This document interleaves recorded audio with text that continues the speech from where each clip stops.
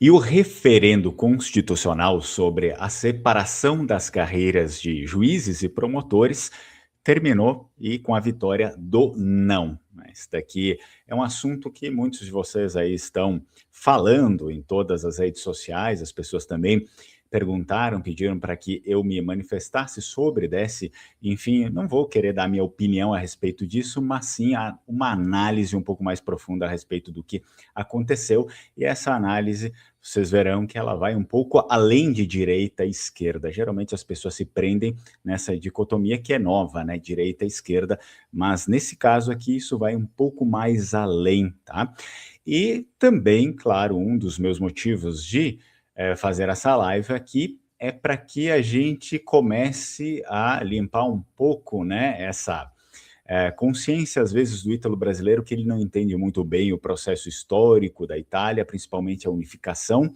Ele acha muitas vezes que a unificação foi do jeito que a narrativa oficial conta, que os heróis da unificação, entre aspas, realmente eram heróis.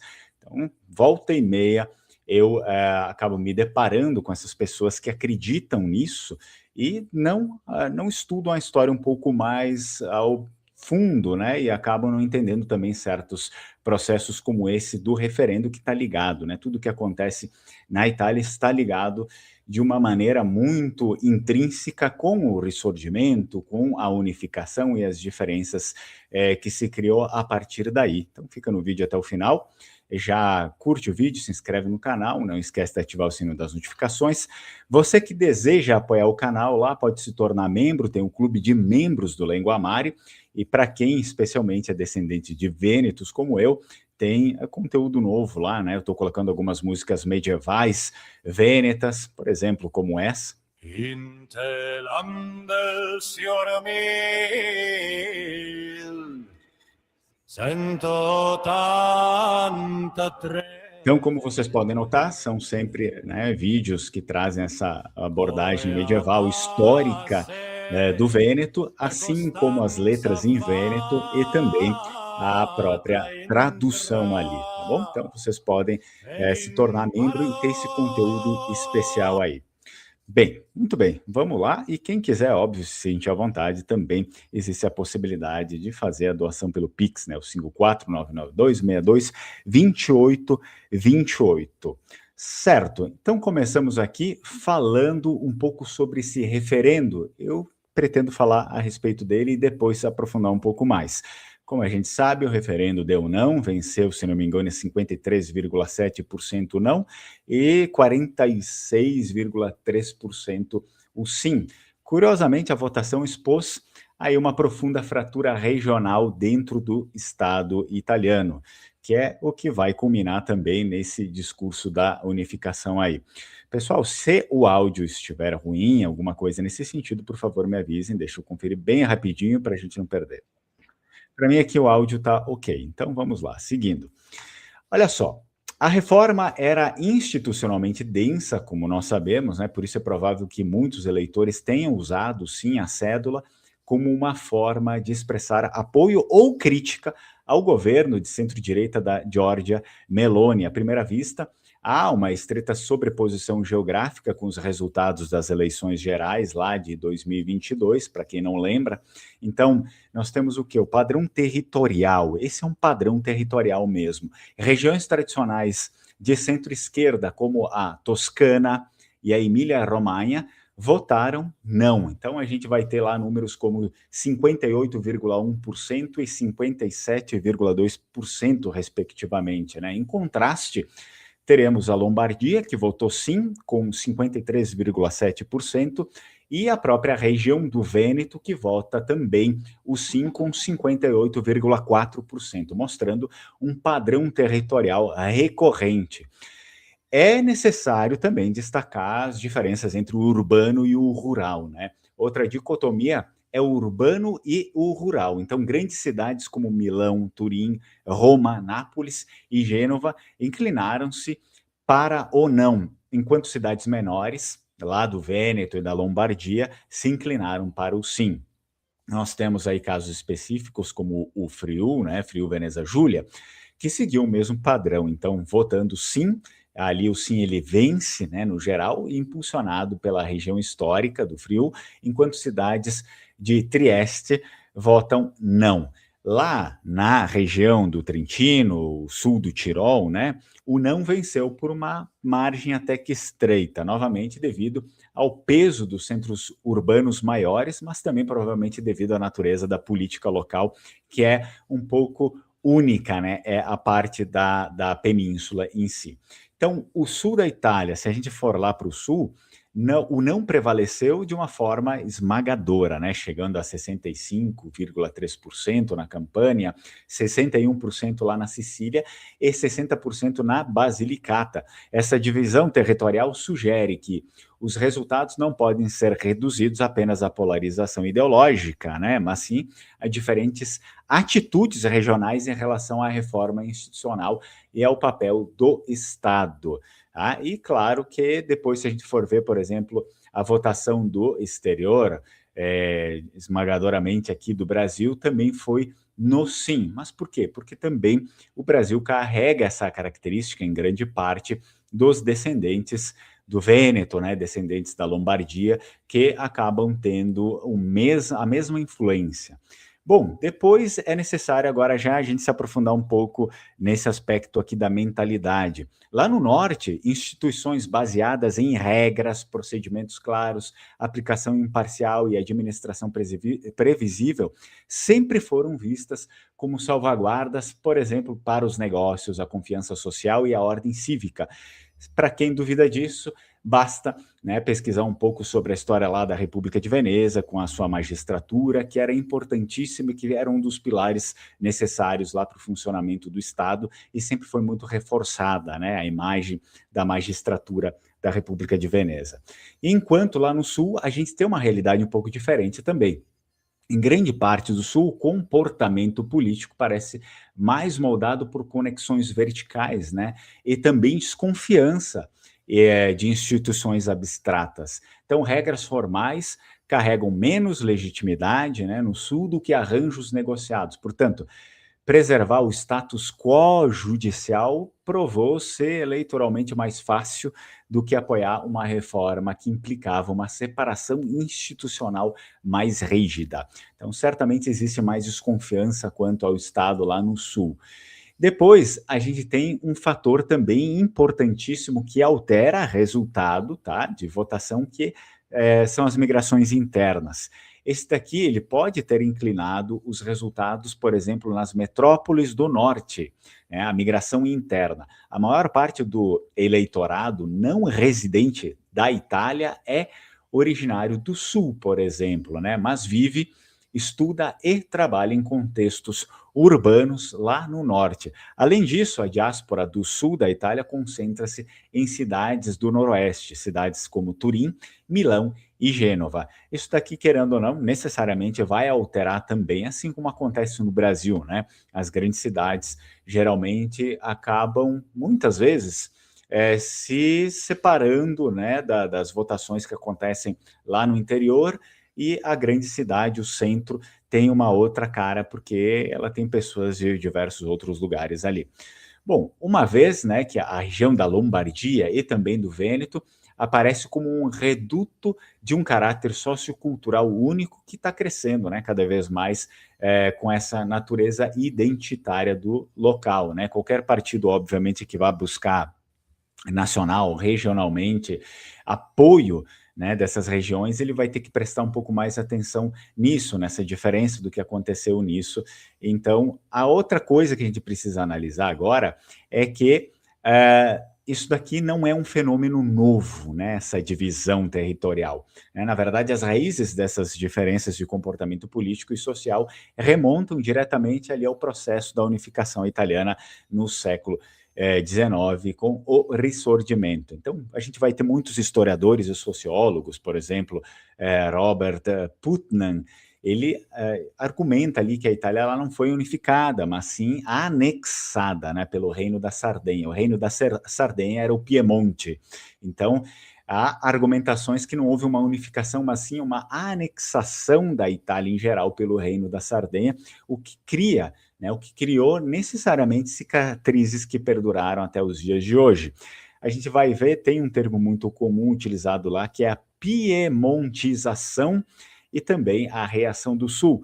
Então, durante a unificação, as leis, impostos e sistemas administrativos lá do Piemonte, eles foram praticamente colocados para o país inteiro, né? Foram impostos para o país inteiro. No Sul, isso causa um estrago tremendo, mais do que nos outros lugares, né? Então, o Sul era o antigo reino das duas Sicílias. Isso foi visto por muitos como ocupação estrangeira, né, lá no Sul.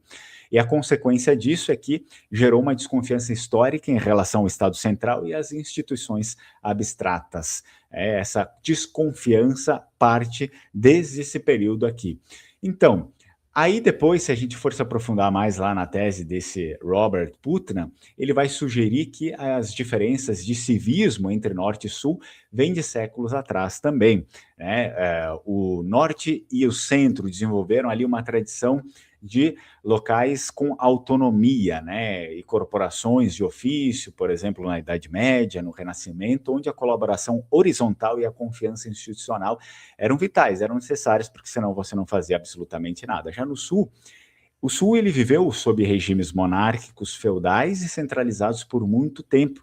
Isso fomentou uma estrutura social de clientelismo, tá? Relações verticais de lealdade a um líder ou a um padrinho. Então, em vez de confiança nas regras formais do Estado, são duas formações diferentes, né? O que aconteceu ali. Então, o Ressurgimento, ele não resolveu ali a disparidade econômica, muito pelo contrário, né? Em alguns casos, na verdade, ele aprofundou essa disparidade econômica. A indústria se concentrou no triângulo que a gente consegue ver hoje em dia, que é Milão, Turim, Gênova, né? Enquanto o Sul ele permanece fortemente agrário. Então, essa desigualdade econômica alimentou a migração interna, citada ali em muitos contextos. O pessoal no norte, e aí, quando a gente fala sobre o norte, a gente está falando especificamente aqui sobre Milão, Turim, né? Muitas vezes ele vai ser ali uma base daquilo que aconteceu no Ressurgimento, só que hoje em dia você tem uma característica que ela muda um pouco, porque hoje em dia lá em Milão e Turim, nessas grandes cidades, muitas vezes você tem descendentes de sulistas, né, que eles nasceram lá, eles são considerados nortistas, mas na verdade eles são os descendentes de sulistas que migraram há algum tempo atrás, né, os pais, enfim. Então, o que cria ali uma dinâmica certamente complexa de identidade, onde o voto urbano ele reflete essa mistura. Bom, a gente pode olhar, por exemplo, São Paulo, né? Isso daqui também tem bastante disso. Pessoas que vieram em outros lugares alteraram bastante a capital em si. Então, enquanto áreas rurais do norte, por exemplo, a Lombardia e o Vêneto, mantém um perfil mais identitário, mais regionalista. A gente está falando tudo do norte, mas o norte é diferente. Vocês perceberam? Então, Milão e Turim é completamente diferente do que acontece em muitos lugares da Lombardia, e principalmente do Vêneto, né? São ali, se a gente pega Milão e Turim, não tem mais tanto essa questão identitária, regionalista, como o Vêneto tem, né? Como grande parte da Lombardia também tem, excluindo Milão, é óbvio, né? Então, durante o Ressurgimento, também outra coisa que as pessoas sempre deixam de fora é que a Igreja Católica se opôs firmemente à unificação da Itália, porque havia a questão romana, né? Isso aqui afetou de forma diferente as regiões em geral. Então, em áreas como o Vêneto, a identidade católica e a organização social através da paróquia, que isso aqui vigorava desde sempre, tá? Criaram, sim, uma rede de proteção social independente do Estado. Então, o que explica porque essas regiões ainda hoje valorizam a autonomia regional e suspeitam de formas judiciais centralizadoras, o que explica também essa, digamos, esse voto, né, que aconteceu até agora, para que não fique tudo centralizado. Bom, se a gente pudesse fazer um resumo, né, o não do Sul no referendo ele pode ter sido ali como um reflexo dessa desconfiança histórica de que mudar as regras do jogo, ou seja, essa reforma judicial possa ser apenas aí mais uma imposição de uma elite distante que não entende as redes de apoio locais, tá? Já o sim do Norte reflete um pouco também esse desejo de uma eficiência institucional que favoreça o mercado e a previsibilidade. Bom, e o que tudo isso tem a ver, né? A gente já está falando, já liga essas questões com o ressurgimento, com a unificação, e agora eu gostaria também de falar sobre, um pouco mais aprofundado, a questão da unificação italiana, mas em relação também abordando eh, essas supostas figuras, não só as figuras como heróis que são eleitos da unificação, mas sim todo o processo em si.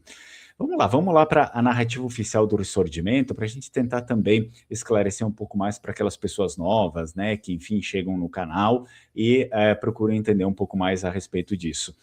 O que a gente presencia, né, na narrativa oficial do governo? A Itália, até o século XIX, não era um país unificado, e existem vários estados, por exemplo, a gente já citou aqui o Reino da Sardenha, que era o Piemonte, não era a Sardenha ali, né, mas era o Piemonte em essencial, o Reino das Duas Sicílias, os estados pontifícios, os ducados, as repúblicas, como a República de Veneza, né, e aí depois o discurso oficial italiano dos dias de hoje, depois da unificação, diz que os italianos eram um povo oprimido por potências estrangeiras, como a Áustria principalmente, né, havia um desejo popular de unidade nacional, eles sempre trabalham com essa ideia, né, que havia esse desejo da população inteira da península de se unir, né, uma unidade nacional.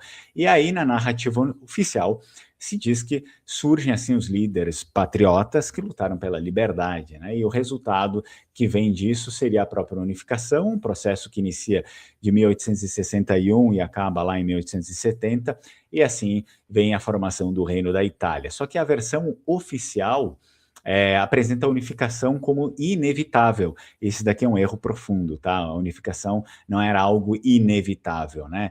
É quase como se fosse um destino natural da Itália, como se Deus quis assim, né? Um destino. Então, isso não é verdade. A gente precisa começar a dar uma olhada um pouco mais profundo, tá? Nesse tipo de coisa. A estrutura real do processo, se a gente for ver, a unificação ela não foi homogênea, isso significa que não era todo mundo que queria a unificação, isso mesmo, não era todo mundo que queria. Então, muitas regiões não aceitavam ser anexadas. A gente já viu o caso aqui do Sul, por exemplo, e aí depois a gente vai ver o Vêneto também, que foi a última região a ser anexada ali, óbvio, tem o Trentino e tal, mas das regiões tradicionais que a gente vai encontrar desde aquele período ali do processo da unificação, né? O Vêneto lá em 1866, através de um plebiscito fraudulento, né, entre a França e a Itália, então eles anexaram o Vêneto. O Vêneto, por exemplo, já era uma região que não queria, o Sul também não. Vamos lá, no Sul, por exemplo, Reino das Duas Sicílias, o Sul, né? Houve resistência armada após a unificação, não se fala muito disso, mas houve resistência armada, que é um fenômeno chamado de brigantaggio, tá? Que é o tratado, até os dias de hoje, na história oficial lá da unificação, eles tratam esse fenômeno do brigantaggio como banditismo, né? Mas com caráter de guerra civil, justamente para desmerecer a resistência que houve ali, né? Para muitos, então, italianos, né, a unificação ela não foi, de fato, uma libertação, mas ela foi uma conquista, né? Essas pessoas foram conquistadas pelo reino da Itália que estava surgindo naquele momento ali. E é impossível a gente cair nessa questão do ressurgimento, na questão da unificação e aquilo que vai trazer tudo isso até os dias de hoje, e essas alterações, né, enfim, essas escolhas de votação, sem falar sobre o Napoleão. Napoleão Bonaparte, ele é a origem de todo esse processo. Então, lá no final do século XVIII, Napoleão invade a Itália, tá? E o que ele faz? Ele derruba governos tradicionais, a gente pode citar aqui a Sereníssima República de Veneza, então ele, depois, claro, ele derruba sempre, os revolucionários faziam isso com aquela desculpa, dizendo que a população queria, né? Mas a população, em vários fatores, a gente enxerga que não queria isso.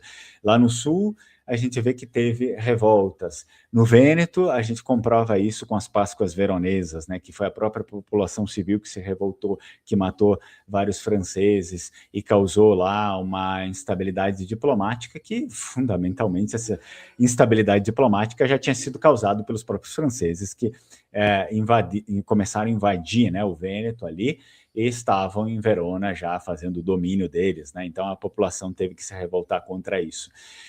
Aí, depois, né, desse momento, Napoleão faz o quê? Ele cria repúblicas irmãs que era um modelo que ele já tinha lá na França, que eles fizeram lá na França, né? E aí, assim, ele vai fazendo o quê? Ele vai introduzindo várias ideias revolucionárias, ideais, né, que eles tinham daquele tempo. O principal deles, o laicismo, o indiferentismo religioso, na verdade, é um Estado ateu, a centralização do poder, a centralização extrema do poder e o fim de privilégios tradicionais, ou seja, não existiria mais a monarquia, não existiria mais os nobres e nem nada disso, né? As pessoas que teriam o direito por tradição, pelo tempo, a tradição dos séculos que lutaram para ficar, para proteger aquele território, por aquilo que eles fizeram durante tantos os séculos, isso não mais surgiria. O que surgiria seria o modelo que basicamente é parecido nos dias de hoje, né? Com a nossa política de hoje. Esse daqui é um embrião do que nós temos nos dias de hoje. No caso Vêneto, lá, eu já mencionei um pouco para vocês, né? Em 1797, Napoleão dá o golpe na República de Veneza, e depois de ele fazer várias transgressões ali por conta da revolta também das pessoas, eles acabam falando de mal diplomático, de um mal-estar diplomático, que é pura desculpa, né? Então, depois desse período, desse golpe que acontece com a República de Veneza, Napoleão entrega o território à Áustria, que é o famoso Tratado de Campo Formio.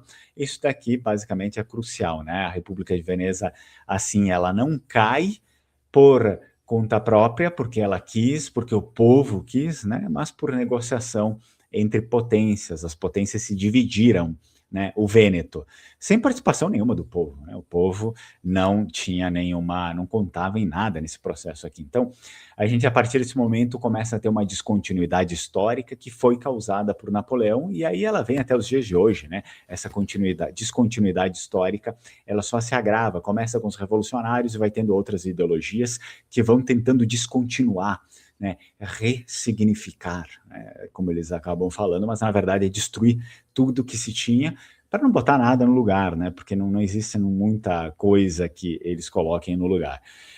Bom, essa descontinuidade histórica, o que acontece? É o fim, né, o fim das estruturas milenares, das estruturas tradicionais. A gente deve lembrar que a República de Veneza lá já tinha mais de 1.100 anos, então vai acontecer o quê? O confisco de bens, confiscos de terras. Isso acontece também com a República de Veneza, aconteceu com a igreja também, né?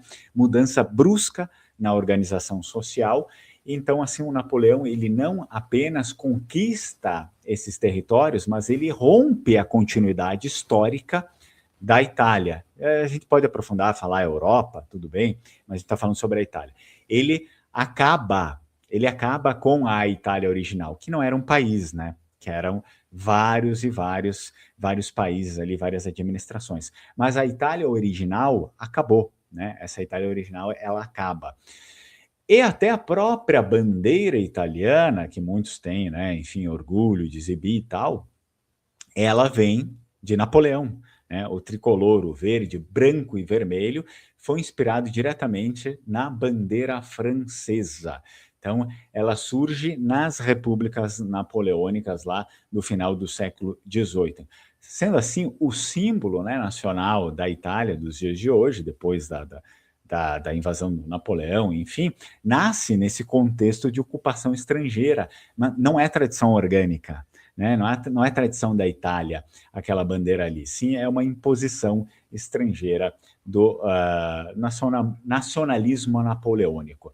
E aí sim, vem aqui esses famosos personagens que as pessoas acabam confundindo bastante, até ontem mesmo, uma pessoa, um seguidor lá do Instagram, falou sobre isso, sobre Giuseppe Garibaldi. É por isso que eu acho necessário sempre retomar esses assuntos aqui, claro, trazendo outros aspectos mais aprofundados, né?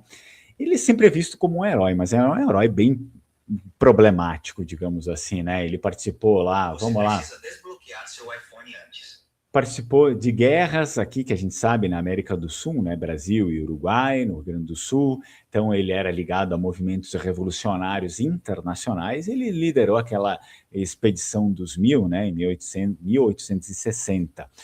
Os pontos críticos que a gente consegue destacar fundamentalmente sobre o Giuseppe Garibaldi é que as campanhas militares que ele fazia eram totalmente cruentas, né? Eram violentas, envolvia aí estupros, roubos de vulneráveis e outras coisas. Era um personagem completamente degradante, né? Ele contribuiu para a queda do Reino das Duas Sicílias, né? Foi fundamental para isso. E depois da unificação, houve uma repressão pesadíssima no Sul também, com todos os tipos de atrocidades que vocês podem imaginar, né? E assim também, consequentemente, o aumento da pobreza e instabilidade por todos os lugares que esses personagens passavam. Então, Garibaldi, ele é vendido como libertador, mas, na verdade, ele foi um agente de um processo de desestruturação, né, das regiões inteiras. E depois a gente vai ter lá o Camilo Benso de Cavour, que é o arquiteto político de Cavour, né? O que acontece? Ele era ali o primeiro-ministro do Piemonte, Sardenha, principal estrategista da unificação. Foi ele o principal estrategista da unificação italiana. O que ele fazia? A ação dele estava voltada para a diplomacia internacional, e quando a gente fala sobre isso, diplomacia internacional, é especificamente aliança com a França, né? Cavour tinha essa aliança com a França, a guerra contra a Áustria, a expansão do Piemonte. A ideia dele era, assim, fazer com que a Itália inteira ficasse sob o jugo do Piemonte, né, que o Piemonte é que fizesse a unificação, assim como foi ele que fez. Então, a unificação ela foi conduzida de cima para baixo, tá, por elites políticas, não por um plebiscito nacional amplo, não porque as pessoas, de fato, estavam querendo aquilo ali. Aí a gente vai lá e pode falar sobre o Giuseppe Mazzini, que é o ideólogo de toda essa unificação. Então, ele defendia uma Itália republicana, era o fundador, foi fundador lá da Jovem Itália, e ele tinha influência ideológica forte em toda essa movimentação, né? A visão dele era extremamente revolucionária, ele tinha conflitos intensos com a religião, né, com a igreja. E a defesa, ele tinha uma defesa de um projeto nacional, sempre baseado nas suas próprias ideologias e refutando veementemente qualquer tradição. E tanto ele quanto vários outros, só que ele foi um ideólogo bem importante para isso, é por isso que a gente cita ele como ideólogo. Então o Mazzini, ele pensava a Itália como um projeto político, né, não como uma continuidade histórica. E sendo assim, era a destruição de tudo que se tinha para que se construísse com as ideias dessas pessoas aqui, principalmente com as ideias do Mazzini. A gente não pode deixar de, novamente, falar sobre essa confusão que eles fizeram, né, esse conflito que eles fizeram com a própria igreja, porque faz parte da história também, é um dos pontos fortes, na verdade, de toda essa revolução aqui. Então, existiam, como vocês sabem, os estados pontifícios, o Papa governava esses territórios aqui, dos estados pontifícios, e a unificação toma esses territórios, assim como tomou todos os outros, né?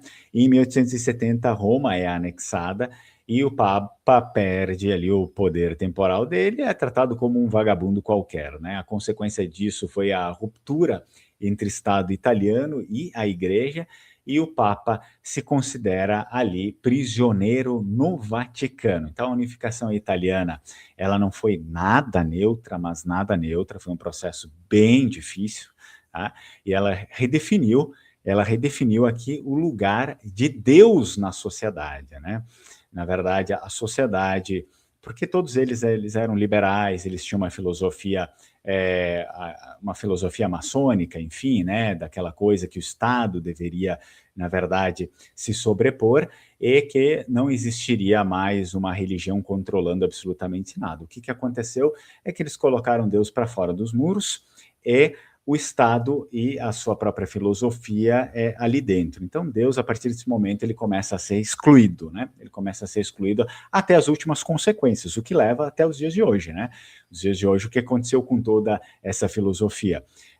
O povo perdeu força, a religião perdeu força, e um agente mais forte, né, começa a entrar, que é o islamismo. Então, a população, o Estado vira laico, o Estado vira ateu, né? E, falando sinceramente, né, o Estado vira ateu, até com pérolas, né? Por exemplo, da Giorgia Meloni, lá falando coisas lá no Natal, que incentivando, enfim, as pessoas a fazerem o presépio, ok, tudo bem, mas daí ela diz que Graças a Jesus Cristo, hoje em dia nós podemos ter um Estado laico. Olha a pérola que a mulher fala, né? Melhor não falar nada, é melhor fazer como a esquerda, que simplesmente não fala sobre religião. A senhora também não fale sobre religião porque não entende absolutamente nada. Então, o que acontece? A partir desse momento aqui, quando o Estado se torna laico, ele começa a incentivar o laicismo, o ateísmo na sociedade, e aí você vai ter, desde a própria Itália quanto a Europa inteira, o surgimento do ateísmo, do gnosticismo, da revolta, não só isso, a revolta contra a religião, né? A revolta contra a igreja, e aí você não tem mais barreiras morais, barreiras espirituais, digamos assim, para conter certos avanços de outras potências. Agora nós temos o islamismo, que é uma potência moral e espiritual. Então você não tem nada para contrapor a isso, né? As pessoas se perderam e, obviamente, o islamismo está dominando e vai dominar. Você teria que ter todo uma mudança de sistema, né? Uma mudança de sistema para voltar àquilo que era antes. Isso daqui não vai acontecer porque a mentalidade das pessoas já está toda corrompida, uma mentalidade rebelde de revolução, tudo é ruim, nada presta, o nosso passado é horrível, a nossa religião é uma porcaria, os nossos reis eram uma porcaria, as nossas tradições são uma porcaria, a gente tem que mudar tudo, homem não pode ser mais homem, mulher não é mulher, entendeu? É tudo aqui, ó, tudo aqui, tudo destruição, revolta, revolta, revolta, revolta, e aí você destruiu todos os muros. A partir do momento que você destruiu, Islã, né? Islã entra, pá! Islã é comparado a isso, né? Comparado ao laicismo, Islã é uma potência que não pode ser vencida. Né? Islã é uma potência firme, moral, que não pode ser vencida comparado ao laicismo, ao gnosticismo, ao ateísmo, não tem chances, tá? Não tem chances. Então, sinceramente, esse é o fim da Europa. É um fim espiritual. Acabou, a partir daí. Bom, vamos lá. Consequências sociais e econômicas. Então, a partir de tudo isso daqui, né, da própria unificação, a gente vai começar a ter uma forte desigualdade entre o norte e o sul, a industrialização concentrada no norte, principalmente naquelas regiões que foram precursoras dessa unificação, o Piemonte, né, bastante. Só que assim, tudo bem, daí você tem uma industrialização que ela pega de arrasto também a região do Vêneto, porque a burguesia, que não tinha nada a ver com os antigos monarcas, com a antiga, com os patrícios, né, esses foram todos expulsos ou mortos, a burguesia emergente, ela começa a fazer a industrialização. Mas só que os nossos camponeses não estavam preparados para isso, né? Eles eram camponeses, eles eram agricultores. Então, o que ocorre é que, além do confisco de bens ou a falta de recursos para pagar pelas propriedades, pelos impostos predadores que foram colocados desde aquele período ali da unificação, pelo próprio Piemonte, eles não têm essa capacidade nem querem ir trabalhar na indústria, né? Mas basicamente eles são uma massa marginalizada. Ah, não, agora é indústria, vocês não servem mais para nada. Então, tudo bem, o norte foi industrializado, só que o Vêneto, por exemplo, não estava preparado para isso. Então, é uma massa da população que não serve para nada. A partir desse momento, é isso que eles querem dizer. Vocês não servem mais para nada e eles precisam, assim, sair desse lugar, porque senão eles morrem de fome, né? E o Sul, obviamente, foi totalmente empobrecido, mais do que já vinha sendo, né? Mais do que era, acabou ficando largado às traças, né? Então, o resultado prático de tudo isso, nós temos uma imigração em massa, inclusive, e prioritariamente para o Brasil, instabilidade política, que é uma instabilidade política que vem desde aquele momento ali até os dias de hoje, e crises recorrentes. Então, esses problemas, eles não vão nascer, claro, apenas do ressurgimento, mas ele é uma peça fundamental, importante, que agrava, né, isso na história.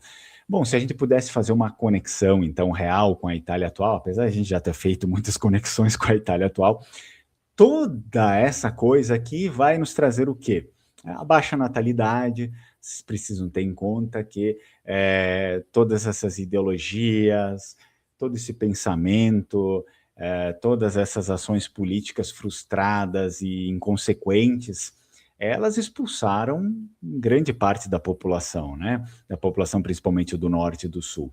Então, Hoje você vai ter baixa natalidade, crises políticas frequentes, dificuldade de coesão nacional, uma dificuldade incrível, que já era diferente, é óbvio, né? Porque são etnias diferentes, basicamente, são línguas diferentes, histórias, culturas diferentes, mas você tem um processo ali que não ajudou em nada, só agravou ainda mais as diferenças. Então, a Itália moderna ela ainda lida com essas tensões históricas que começaram sim nesse processo de unificação. E muitas das coisas que vocês veem hoje em dia, por exemplo, esse referendo, ele acaba trazendo um pouco disso, se a gente for analisar de um modo sincero. Agora, se ficar nessa dicotomia que se tem, né, esquerda, direita, esquerda, aí não vai chegar a lugar nenhum.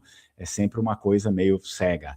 Então, a unificação é óbvio, não tem como defender do jeito que ela aconteceu, né? Ela foi feita, assim, de uma forma estranha, uma forma que agravou bastante a situação e colocou a Itália na beira do precipício que ela se encontra hoje, né? Então ela é contada de uma forma extremamente diferente e que não tem muita verdade na forma.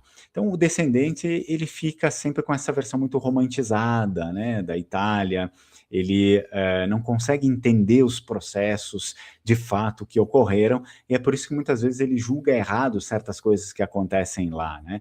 Então eu não estou querendo nem passar pano, nem dizer que as coisas que acontecem lá têm alguma justificativa, que acontecem muitas vezes desfavoráveis a nós, tem alguma justificativa ou nem nada disso, mas eu estou dizendo que é importante conhecer todo esse processo, a partir disso você faz uma análise melhor do que acontece, tá?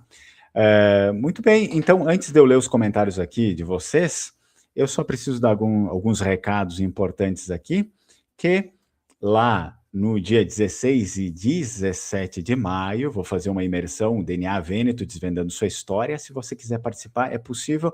Vai ter o link aqui na descrição do vídeo, depois eu vou deixar nos comentários fixados também. Você pode entrar no grupo manifestando seu interesse, depois eu explico direitinho como vai acontecer a questão do valor aqui desse workshop também, mas é tranquilo, tá? Então a gente vai ter sábado e domingo para falar sobre a imersão DNA Vêneto. Os primeiros 5 inscritos vão poder ter ali uma análise um pouco mais particular, individual, dos seus resultados de DNA. Então entra aí no grupo, tá no link da descrição e também fixado nos comentários.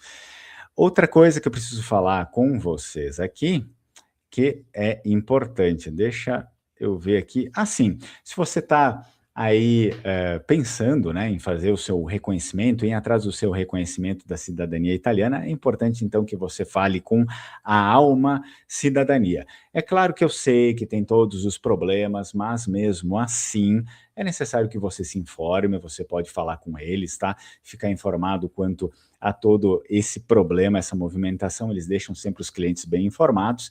Se você quiser, é necessário entrar em contato com eles, fala, né, que você chegou até eles através do canal Linguamare. Se você decidir aí chutar, né, para frente o seu processo para o reconhecimento da cidadania italiana, você pode falar que entrou em contato com eles através do canal Linguamare.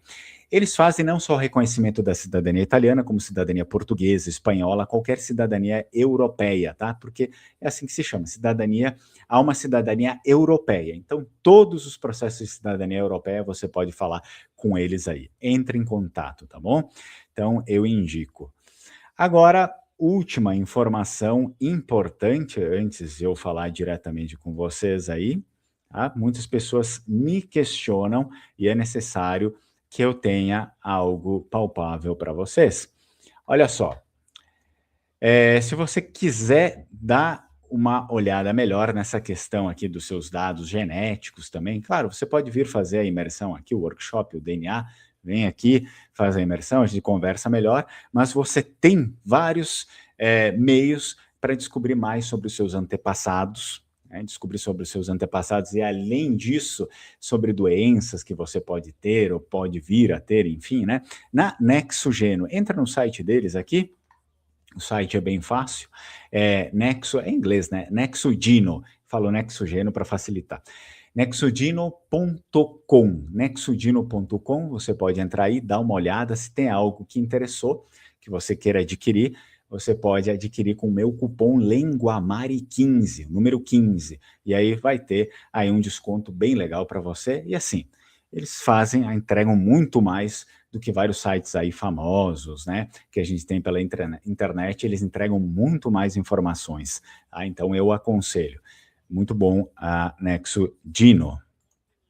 Certo, vou dar uma olhada aqui nos nossos comentários. Tá o pessoal aqui comentando, né? Certo, então nós temos aqui o Lupa, né? Não entendo por que no Brasil muitos ítalo-brasileiros votaram sim. Bom, provavelmente por conta de todo esse entendimento aqui que eu falei para você, né? O entendimento é diferenciado entre as duas regiões, muitas vezes, né? E as pessoas acabam tendo visões um pouco diversificadas. Basicamente, a gente vai encontrar o quê nesse referendo? Assim como eu falei para vocês, o referendo em si, ele vai ser sobre a separação de carreiras, né? Juízes e promotores passariam a ter percursos profissionais totalmente distintos, impedindo que um magistrado transitasse entre as funções ao longo da carreira. A priori, posso estar sendo muito inocente, me desculpem, tá? Mas a priori me parece que é uma questão técnica. Me parece que é uma questão técnica. Então, as pessoas que votaram sim, simplesmente avaliaram como uma questão técnica. Agora, as pessoas que votaram não, é claro, me parece que avaliaram como vou votar não para não dar mais, digamos, benefícios ao governo, né? Para emplacar uma derrota ao governo. Me parece que foi isso. Agora, se pessoas do Sim também votaram para dar vitória ao governo, eu não sei. Mas me parece que é uma questão bem técnica essa daqui, que deveria fugir um pouco dessa dicotomia, vou dar a posição sim para o governo ou não, é uma questão meio técnica. Eu acredito que foi isso. Muitas pessoas provavelmente votaram pela questão técnica e pode ser que algumas também votaram para dar esse benefício ao governo, quem sabe, né? Estou lendo aqui os comentários de vocês, tá? O Lupa também colocou aqui, acredito que ela não vai ganhar nas próximas eleições na Itália. Isso daqui tá para a gente ver, né? Me parece que essa própria votação do não enfraqueceu bastante, né? A Giorgia Meloni. Então, pela questão política, me parece que também a oposição ganhou mais força nessa relação aqui. Vamos dar uma olhada aqui, foi o Guilherme. No caso, o resultado desse referendo não tem muita importância na sua opinião? Olha, não é nesse quesito, não é que não tenha muita importância. Ele tem, claro, ele tem importância. Só que assim, ele tem duas importâncias. Aí, mais uma vez, me desculpem se eu estou sendo muito ingênuo, tá? Ele tem duas importâncias. Ele tinha uma importância técnica, que era justamente a separação das carreiras, né? Juízes e promotores passariam a ter esses percursos profissionais totalmente distintos. Então, um não vai assumir a função do outro, e quando se tem um não, você não tem essa reforma na magistratura. Aí cabe a você achar se isso é bom ou não, tá? Cabe você achar. Se você acha que isso é ruim, essa falta de separação, então é ruim, né? É horrível. Agora, se você acha que não tem nada a ver, vai ficar neutralizado para você. Agora, esse referendo, obviamente, ele tem importância política também, como o nosso amigo aqui, o Lupa, também falou, né? Ele tem a importância de que a Giorgia Meloni, a coligação ali, né, que assume o governo, sai mais enfraquecida depois de uma derrota, certamente, e a oposição, ganha mais prestígio depois de qualquer derrota, né? Ganha a Giorgia Meloni e toda a sua liga ali, tem um pouco menos de poder de negociação a partir desse momento, né? Lupa também colocou ali, a maçonaria não acredita em Deus. É um fato, enfim, né? Nós temos... a maçonaria é uma coisa um pouco complicada aí, talvez tenham pessoas que saibam falar um pouco melhor disso, mas o que certamente existe, né, na questão da maçonaria é um indiferentismo religioso. Isso a gente pode sim alegar, né? Então, cada lugar ali eles vão ter uma coisa diferente, tá? Então, eles não vão acreditar em Deus como o Deus dos cristãos, né? A verdade revelada e encarnada, eles não acreditam nisso, isso efetivamente não, tá? Então, eles vão ter um indiferentismo, todas as religiões são boas, tudo leva a Deus e tal, esse tipo de coisa é a filosofia deles.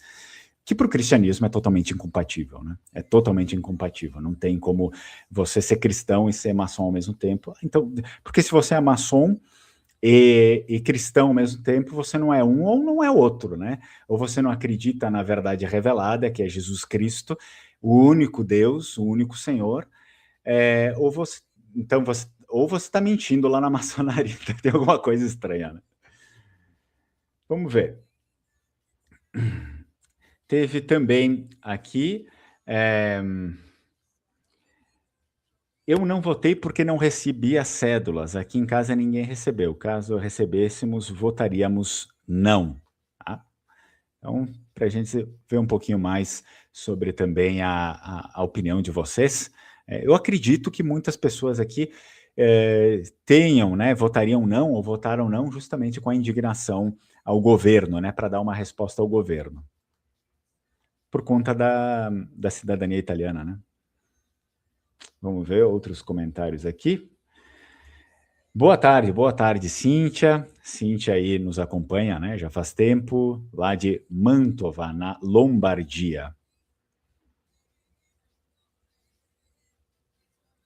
Vamos dar uma olhada aqui. Olha só, Gerson. Fernando, o Gerson também é amigo nosso, né? Fernando, qual o melhor cenário político para as próximas eleições, para a autonomia vêneta e para os vênetos brasileiros em busca de cidadania iuris sanguinis? Bom, essa daqui é uma pergunta bem complicada, né? Qual seria o melhor cenário político para as próximas eleições? Depois eu posso, enfim, até uma pauta legal para a gente falar sobre isso num vídeo, né? É um pouco complicado porque, em si, a gente assume que precisa confiar em instituições que não são muito confiáveis, né? Mas é o que nos resta.